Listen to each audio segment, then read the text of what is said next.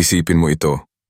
Isang umaga habang umiinom ka ng kape at binubuklat ang pahayagan o nanonood ng balita, maririnig mo ang ulat na may bagong tulong pinansyal na inihahanda ang SS para sa mga senior citizen 5,000 na social pension. Hindi ito sismis, hindi ito haka-haka, at lalong hindi ito simpleng pangako lang sa kampanya. Ito ay opisyal na programa na layong makatulong sa libu-libong senior sa buong Pilipinas lalo na sa panahong patuloy na tumataas ang presyo ng bilihin, gamot at serbisyo. Marami na ang nagtatanong paano ko malalaman kung qualified ako. Kailangan ba ng bagong aplikasyon? Ano ang mga requirements? At syempre, kailan mismo darating ang tulong na ito? Kaya mahalaga na malinaw natin itong pag-usapan para hindi ka mahuli at para masigurado mong makukuha mo ang benepisyo na para sa'yo. Ayon sa mga unang anunsyo ng SC, ang programang ito ay idinisenyo para sa mga retiradong miyembro na mababa ang natatanggap na buwan ng pensyon at nangangailangan ang dagdag na tulong upang tustusan ang kanilang pangaraw-araw na gastusin. Layunin nitong maibsan ang bigat ng gastusin sa kuryente, tubig, pagkain at lalo na sa gamot na halos buwan-buwan ay may dagdag presyo. Ngunit gaya ng lahat ng benepisyo, may malinaw na proseso at kwalifikasyon na dapat sundin. Sa video na ito, ibabahagi ko sa iyo ang buong detalye mula sa kung sino ang sakop ng programang ito. Anong mga dokumento ang dapat ihanda hanggang sa eksaktong hakbang kung paano mag-apply o kumpirmahin ang iyong eligibility. Pag-uusapan din natin kung ano ang mangyayari kung sakaling hindi ka agad makasama sa unang listahan at kung may paraan para umapela o magpasa muli ng aplikasyon. Kung mahalaga sa'yo na masigurong hindi mo mamimiss ang tulong pinansyal na ito, manatili ka hanggang sa dulo dahil bawat minuto ng paliwanag ay makakatulong para malinawan ka at maging handa. Tandaan, hindi lahat ng kwalipikado ay otomatikong makakakuha. Minsan, kailangan mo ring kumilos para makuha ang benepisyo na nararapat para sa'yo. Kaya dito na tayo magsisimula sa pinakabuod ng programa dahil mas maganda na malinaw mo munang maintindihan kung bakit biglang nagkaroon ng ganitong dagdag na benepisyo at paano ito ususbong sa aktual na implementasyon. Ayon sa mga opisyal ng Social Security System, matagal nang pinag-uusapan sa loob ng ahensya at sa Kongreso ang karagdagang tulong para sa mga senior pensioners, lalo na sa mga may pinakamababang natatanggap na buwan ng pensyon. Ang 5,000 social pension ay hindi basta random na halaga. Ito ay pinagbasihan sa kalkulasyon ng average na buwan ng gastusin ng isang senior sa urban at rural na lugar kasama ang pagkain, gamot, utilities at iba pangunahing pangangailangan. Ang pondong gagamitin para rito ay bahagi ng tinatawag na Social Protection Fund na pinunduhan mula sa kombinasyon ng kontribusyon ng mga miyembro, investment income ng at suportang galing sa pambansang budget. Maraming nagtatanong kung hindi ba maapektuhan ang regular na pension dahil sa dagdag na tulong na ito. Ang sagot ng AF ay malinaw. Hiwalay ito sa buwan ng pensyon at hindi ibabawas ang halaga mula sa mga natatanggap mo na. Kaya kahit tumanggap ka ng 5,000 social pension, tuloy-tuloy pa rin ang regular mong pension ayon sa iyong kwalifikasyon at contribution history. Ngayon pag-usapan natin ang isa sa pinakamahalagang tanong. Sino ang kwalipikado? Ayon sa panuntunan, prioridad ang mga senior citizen na nakarehistro at aktibong tumatanggap ng at retirement pension, ngunit ang buwan ng natatanggap ay mas mababa sa itinakdang threso. Sa madaling salita, kung maliit ang buwan ng pension mo, mas mataas ang sansang mapasama ka sa listahan ng beneficiaries. Subalit hindi lamang ito ang basehan. Kasama rin sa evaluation ang kabuuang household income para matiyak na ang talagang nangangailangan ang makakatanggap. Isa pang usapin ay ang paraan ng pag-verify ng kung sino talaga ang qualified.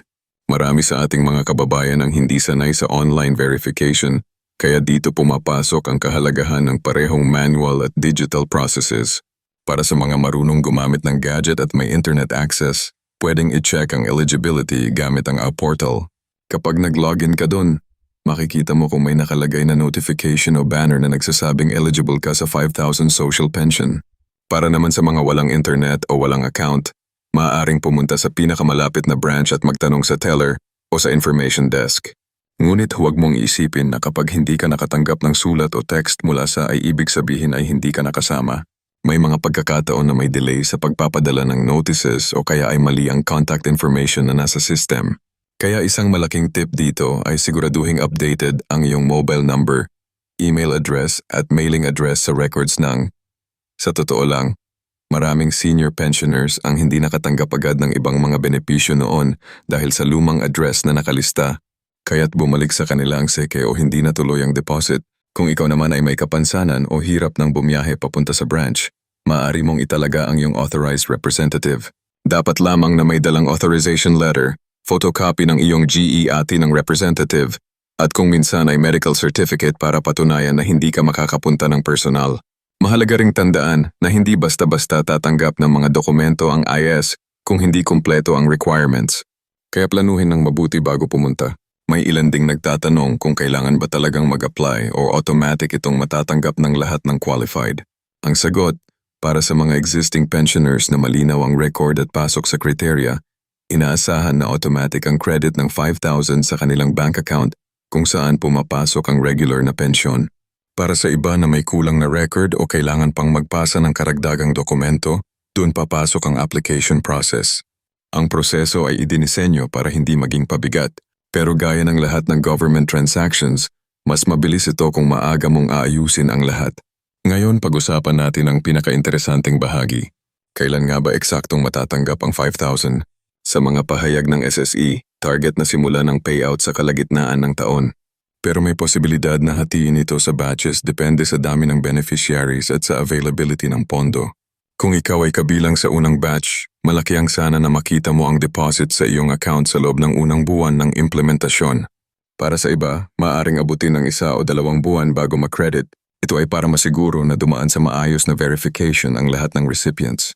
Habang hinihintay ang mismong payout, magandang gamitin ang oras na ito para ayusin ang iyong records.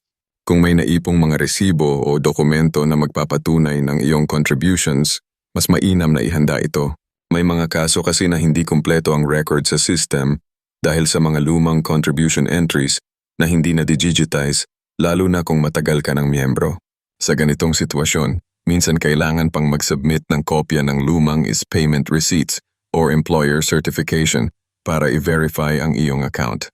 Isang mahalagang bagay din na dapat linawin ay ang pagkakaiba ng social pension mula sa CVI at ng 5,000 social pension ng E.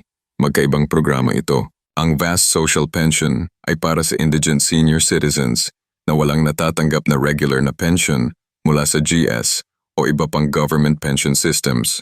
Samantalang ang 5,000 social pension ng AES ay para sa mga nakatatanda na miyembro ng ACES at tumatanggap ng regular na pension ngunit mababa ang halaga.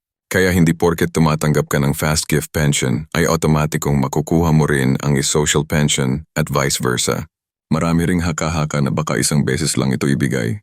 Sa ngayon, malinaw ang pahayag ngis na ito ay isang Special Financial Assistance Program para sa tao na ito.